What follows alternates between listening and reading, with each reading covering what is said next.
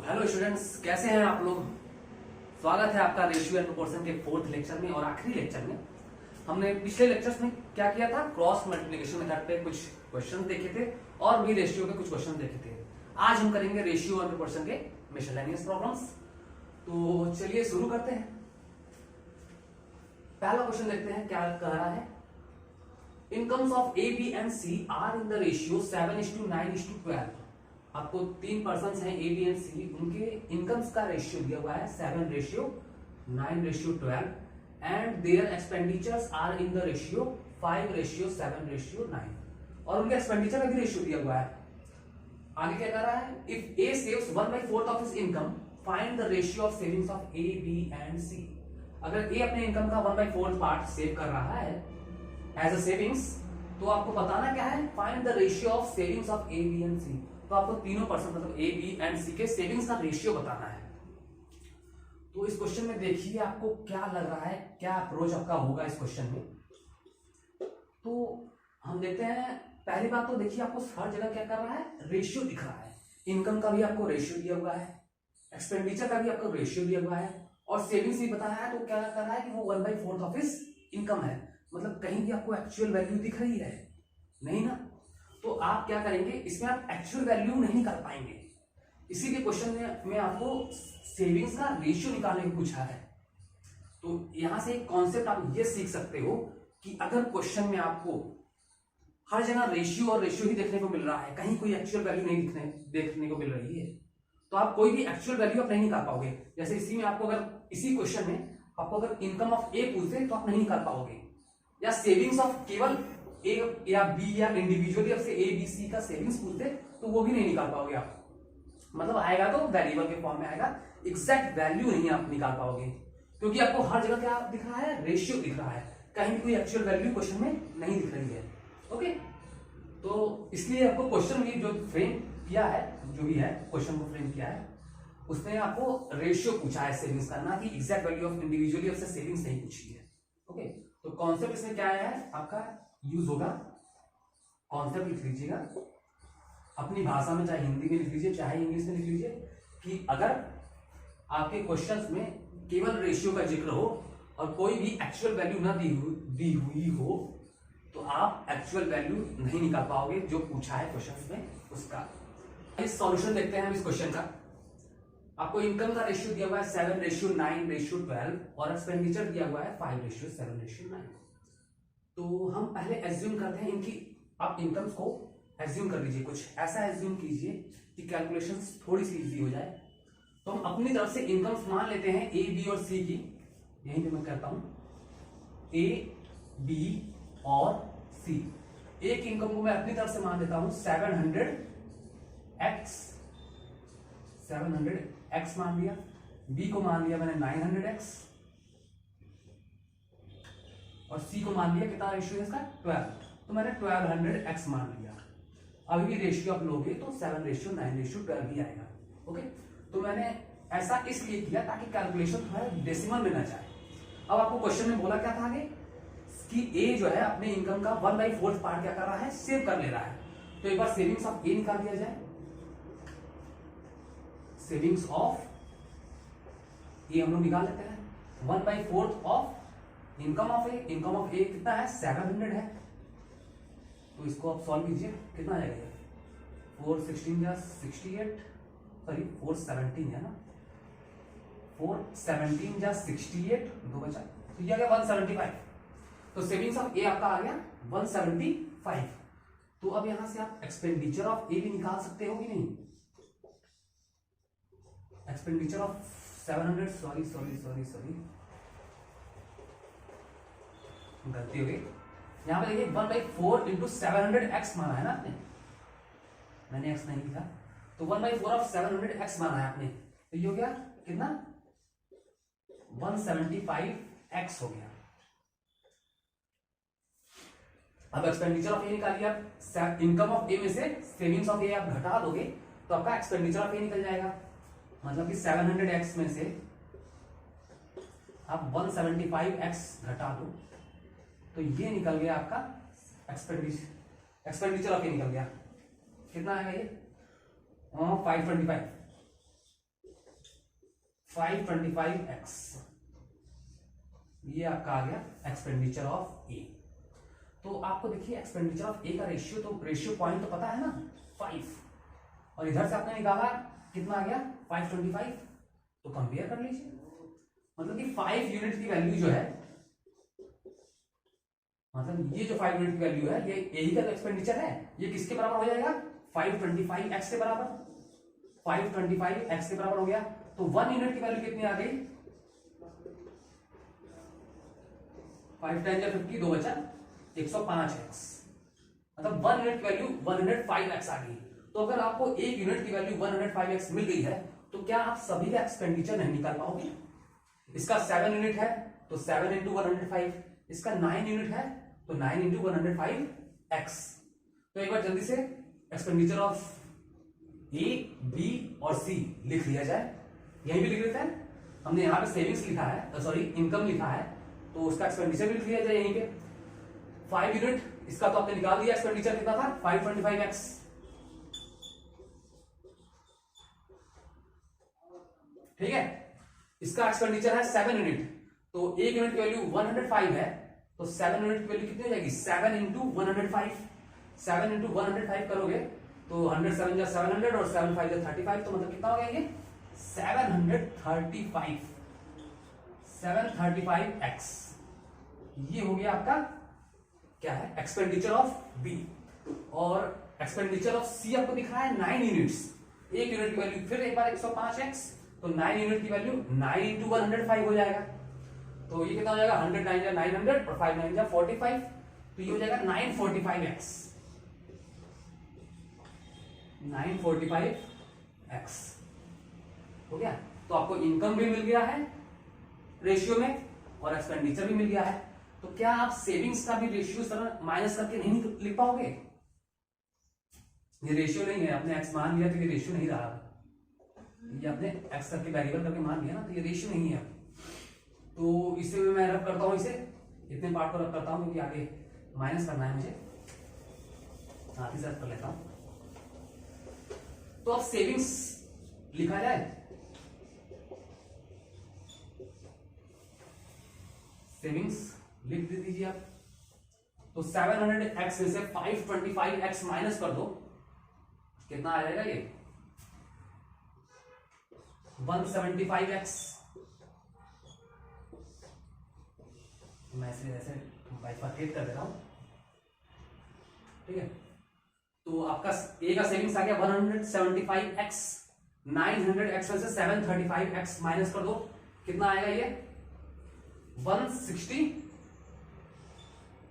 देखिएगा मल्टीप्लिकेशन कहीं गलती तो हुई नहीं होगी मेरे मुझसे, लेकिन आप लोग देख लीजिएगा एक बार।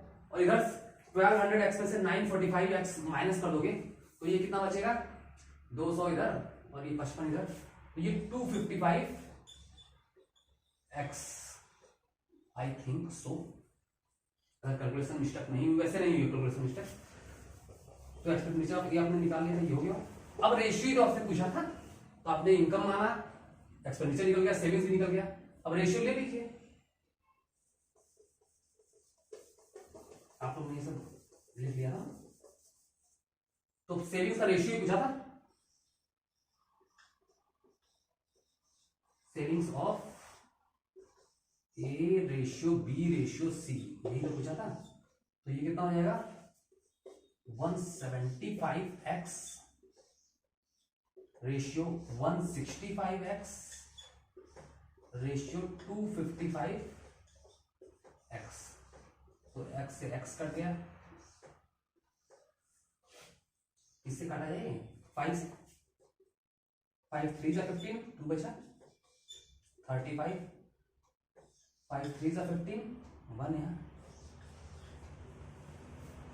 और ये हो गया आपका 5 5 जा 25। ये रेशियो आपका आ गया A ratio B ratio C, savings का रेशियो आपका ये आ गया।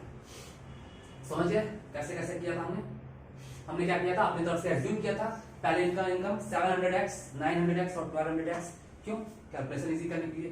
फिर आपको दिया हुआ था कि जो ए है वो 1/4 पार्ट अपने इनकम का सेव कर रहा है, तो 1/4 हमने निकाला इसका 700 का, तो वो जो आया 1/4 ऑफ 700 कितना आया था 175x, तो हमने 175x इसकी सेविंग्स हो गई थी ए की, जो कि यही है, तो उसको माइनस किया तो 525x आ गया एक्सपेंडिचर, लेकिन आपको एक्सपेंडिचर का रेशियो पॉइंट्स पता था 5, तो यहां से हमने 1 यूनिट की वैल्यू निकाल ली और इस तरह सभी का एक्सपेंडिचर निकाल लिया हमने। 1 यूनिट की वैल्यू आपकी जो आई थी कितनी 105x, उससे हमने सभी का एक्सपेंडिचर निकाल लिया और एक्सपेंडिचर निकल गया, इनकम निकल गया, तो सभी का सेविंग्स भी निकल गया और फिर हमने रेशियो ले लिया। तो अच्छा क्वेश्चन है ये आपका, तो एक बार इसे आप लोग खुद से सॉल्व कीजिएगा, इस टाइप का क्वेश्चन मिले तो इस पे भी सॉल्व कीजिए। तो आइए अब हम लोग देखते हैं कि क्वाइन बेस्ड प्रॉब्लम्स, जो रेशियो और प्रोपोर्शन में क्वाइन बेस्ड प्रॉब्लम्स आते हैं कुछ, उसे हम लोग देखते हैं। तो क्वेश्चन पढ़ते हैं। क्वेश्चन क्या कर रहा है Subrata has coins of denominations ₹1 50 पैसे एंड 25 पैसे इन द रेशियो ऑफ 12:10:7। मतलब कोई है हमारे भाई सुब्रत, उनके पास कॉइन्स है, किस किस रुपए, 1 रुपए का कॉइन है, 50 पैसे का कॉइन है और 25 पैसे का कॉइन है, किस रेशियो में है वो देखिएगा, 12:10:7। The total worth of coins he had, कौन सुब्रत के पास कितना, जो इसका टोटल वर्थ है वो कितना है 75 रुपीज है।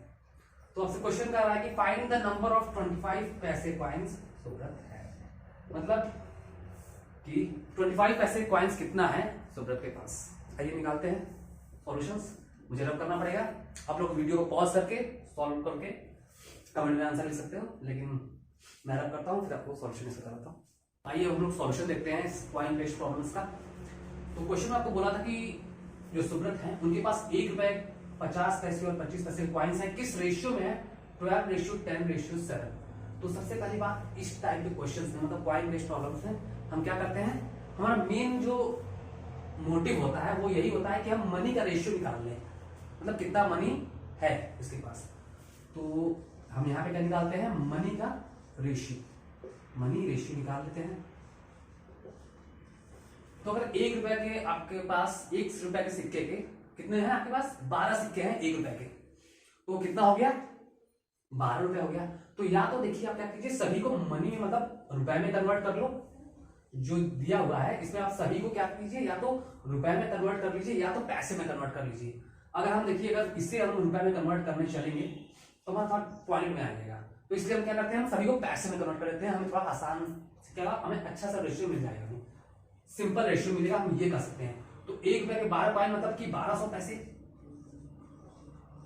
1200 पैसे, 50 पैसे की 10 कॉइन तो ये कितने हो गए 500 पैसे, ओके पैसे है ना, और 25 पैसे के 7 कॉइन्स मतलब कि 175 पैसे।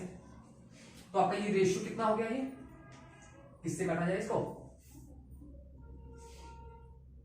25 से कट रहा है क्या, 25 से कट रहा है, 25 4 जा 100, 2 बचा तो ये हो गया 200, तो 25 48 जा, ये हो गया आपका 25 20 जा, और ये हो गया 25 7 जा।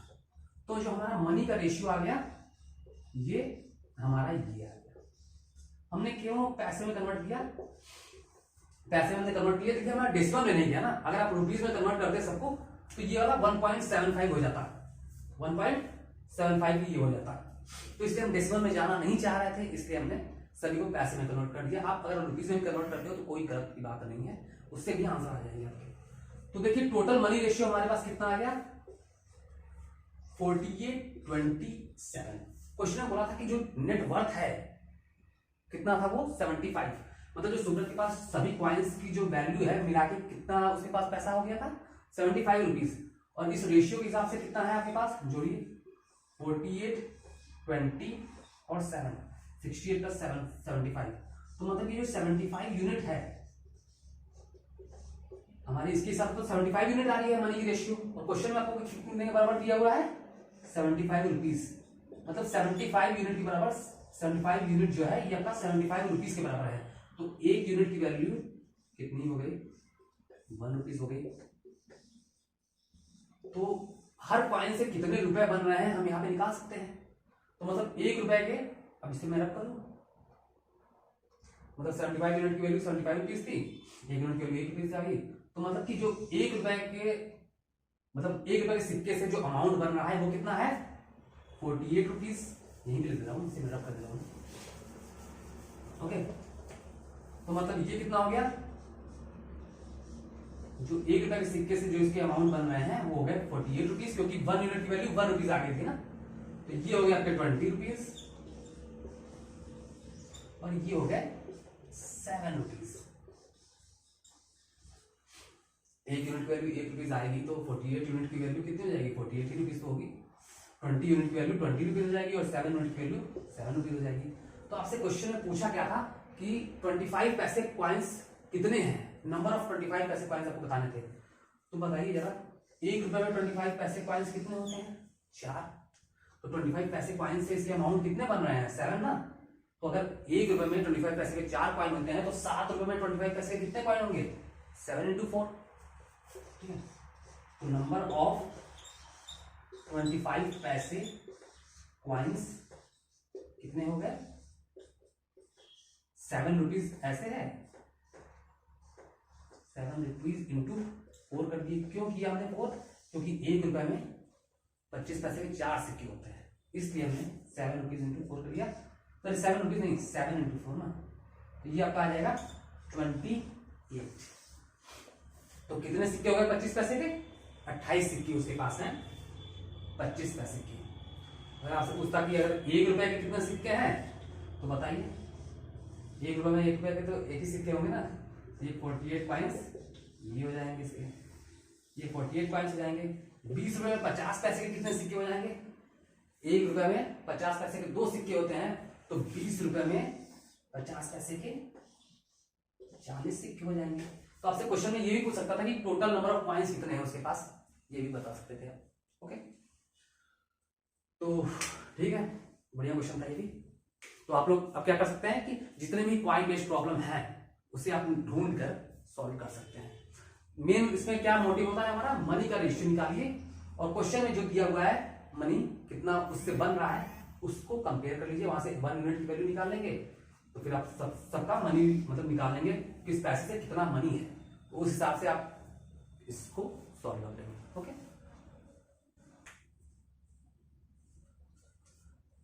तो आइए एक और क्वेश्चन आज हम लोग करते हैं। क्वेश्चन आपका कह रहा है कि among the 1440 students the ratio of number of boys to that of girls is 7:5।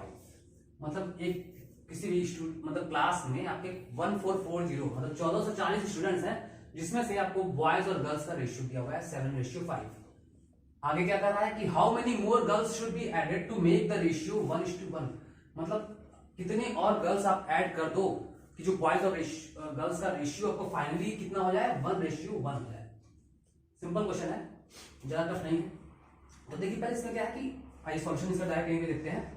मुझे लगता है इतने जगह में हो जाएगा इसका सॉल्यूशन, थोड़ा फास्ट करते हैं एक बार। टोटल स्टूडेंट्स कितने हैं, 1440। ओके, तो यहाँ पे बॉयज लिख लेते हैं, यहाँ पे गर्ल्स लिख लेते हैं। कितना रेशियो दिया हुआ है, 7:5। थोड़ा बड़ा लिखूंगा तो फिर जगह खत्म हो जाएगा।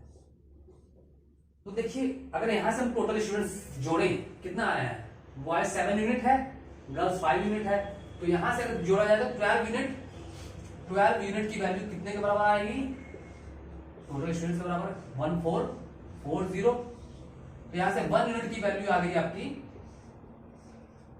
12 या 144 तो 120। मतलब 1 यूनिट की वैल्यू 120 आ गई। तो यहां से आप बॉयज और गर्ल्स की क्या निकाल पाओगे, नंबर, कितने number of boys and girls हैं। 1 यूनिट की वैल्यू 120, तो 7 यूनिट की वैल्यू 120 into 7 हो जाएगा, कितना आ जाएगा ये 12 7 84, 840 कर रहा हूं 840।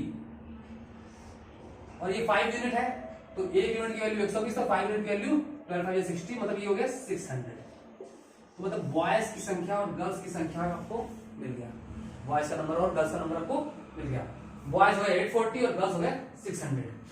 अब आपसे क्वेश्चन कर रहा है कि how many more girls should be added, कि मतलब क्लास में कितनी और गर्ल्स ऐड की जाए कि बॉयज और गर्ल्स का रेशियो 1 हो जाए।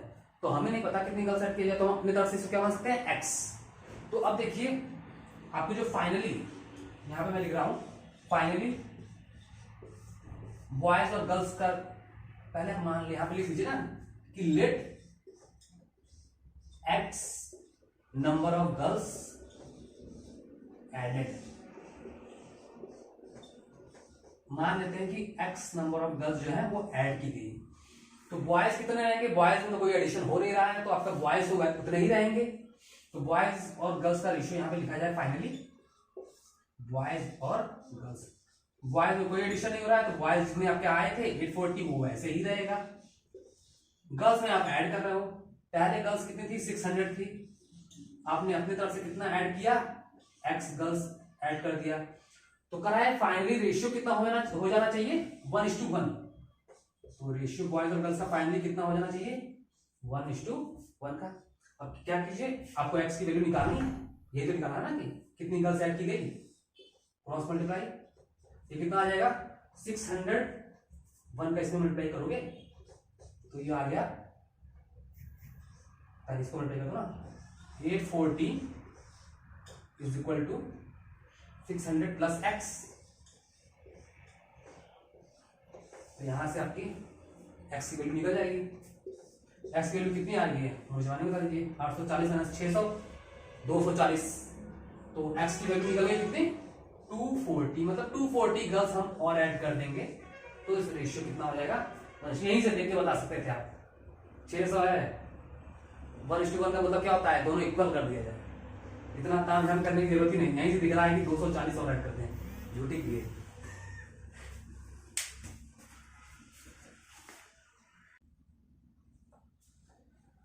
तो आइए लास्ट क्वेश्चन करते हैं आज का, और रेशियो और प्रोपोर्शन का लास्ट क्वेश्चन करते हैं। क्वेश्चन कह रहा है कि a pizza is cut into 2 pieces, एक पिज्जा है उसमें 2 पीस में काट रहे हो इन द रेशियो 3:7/8, मतलब 2 रेशियो में आपने काट दिया 3:7 में। फिर आगे कह रहा है the bigger of the 2 pieces, मतलब दोनों पीस में जो बड़ा है उससे आपने फर्दर काटा इन द रेशियो 4:7/8, ठीक है। तो find the ratio of each of 3 pieces, तो आपको लास्ट में क्या करना है, तीनों पीसेस का रेशियो बताना है। तो पहले आपने कितने में काटा, 2 पार्ट में, सॉल्यूशन से देखते हैं तुरंत। 3:7 में काटा, ठीक है। तो इसमें से जो बड़ा पार्ट है, मतलब ये 7 वाला, इसका आपने फिर 2 भाग कर दिया और उसका रेशियो है 4:7/8 बोला है ना। तो अगर मान लीजिए अगर ये फर्स्ट पार्ट है, मतलब स्मॉलर पार्ट, या लिख दीजिए फर्स्ट पार्ट या सेकंड पार्ट, तो देखिए बड़ा पार्ट ये था 7, तो आपने क्या किया है, इसी बड़े पार्ट को तो 2 टुकड़ों में डिवाइड किया है, तो जो इसका वेट रहेगा वही इन दोनों का सम, इन दोनों के वेट के सम के बराबर इसका वेट होना चाहिए। तो इसका वेट आप देख रहे हैं यहाँ पे 7 दिख रहा है, और अगर हम इन दोनों पार्ट जो कि आपने इसी बड़े पार्ट से काटा है, इन दोनों का अगर सम कर दे तो ये हो जा रहा है 11 यूनिट हो जा रहा है। तो ये तो ना इंसाफी है ना भाई, उससे ज्यादा तो हो ही नहीं सकता, उसी के बराबर ही होना चाहिए। तो आप क्या कीजिए, दोनों को हमें इसे और इन दोनों जो पीसेस है इनके सम को बराबर करना पड़ेगा। तो 7 है और इधर 11 आ रहा है, तो आप क्या कीजिए, दोनों का एलसीएम लीजिए 77, ठीक है। 7 और 11 का एलसीएम क्या होगा 77। तो हम क्या करेंगे, इन दोनों को बड़े पार्ट को क्या करेंगे 77 बनाने की कोशिश कर लीजिए। तो 77 बनाने के लिए क्या करना पड़ेगा, इस रेशियो में आपको 11 से मल्टीप्लाई करोगे, ठीक है। तो ये 77 बन गया, और इस रेशियो में आप क्या करोगे 7 से मल्टीप्लाई कर दो, तो इनका सम क्या हो जाएगा, इसके बराबर हो जाएगा। 7 से मल्टीप्लाई करोगे तो कितना हो जाएगा 28, और ये 49, तो ये जो है कितना हो गया 28 + 49 77 हो गया, और इधर भी 77 हो गया, तो बराबर हो गया ना, ठीक है। तो कर लीजिए, तो ये अब जब इसमें 11 से मल्टीप्लाई करोगे तो ये कितना हो गया, ये वाला पार्ट जो है मतलब जो इनिशियली था ये हो गया 33, और बड़े पार्ट की वैल्यू 77, और ये आपने 2 भाग में काटा था, इसमें आपने 7 से मल्टीप्लाई किया है, तो ये हो गया 28, 7 4 जा 28, और ये 7 7 जा 49। अब देखिए अब क्या हो गया, बड़े पार्ट से ही काटा था, तो भाई इन दोनों का सम बड़े पार्ट के बराबर आना चाहिए था, बराबर आ रहा है। तो आपसे पूछा क्या था, रेशियो ऑफ 3 पीसेस, तो पहला पीस ये हो गया, दूसरा पीस ये हो गया, तीसरा पीस ये हो गया, तो ये आपका हो गया तीनों पीसेस का रेशियो। ओके, सिंपल क्वेश्चन था। तो ये रहा आपका रेशियो और प्रोपोर्शन का पूरा सेशन। उम्मीद करता हूं आपको पसंद आया होगा। अब आप क्या कीजिए, आपका काम क्या होना चाहिए, कि आप क्वांट की बुक उठाइए और रेशियो प्रोपोर्शन के क्वेश्चन को लाइन से लगाना स्टार्ट कीजिए। जिस क्वेश्चन में आप फंसते हो उसको आप कमेंट सेक्शन में डाल दीजिएगा लिख के, या पीडीएफ डाल दो या कुछ भी डाल दो, फोटो खींच के डाल दीजिएगा। तो मैं ट्राई करूंगा कि आपको यहाँ पे समझाऊं उस क्वेश्चन को। तो ये रहा आपका पूरा रेशियो प्रोपोर्शन का चैप्टर। तो ठीक है, लाइक कीजिए, चैनल को सब्सक्राइब कीजिए, और जो पढ़ रहा है, जो बैंकिंग की तैयारी कर रहा है, चाहे एसएससी की तैयारी कर रहा हो, तो उसके लिए सेशन बहुत ही हेल्पफुल है। ऐसा ही नहीं कि केवल बैंकिंग और एसएससी में ये आपका हेल्पफुल है, आप जो इंटरव्यू में बैठते हो कंपनीज के, उसमें भी रिटन एग्जाम होता है, वहां पे भी अरिथमेटिक आती है, तो उसके लिए भी सेशन बहुत ही इंपॉर्टेंट है। तो इसलिए please like share and subscribe. Good bye.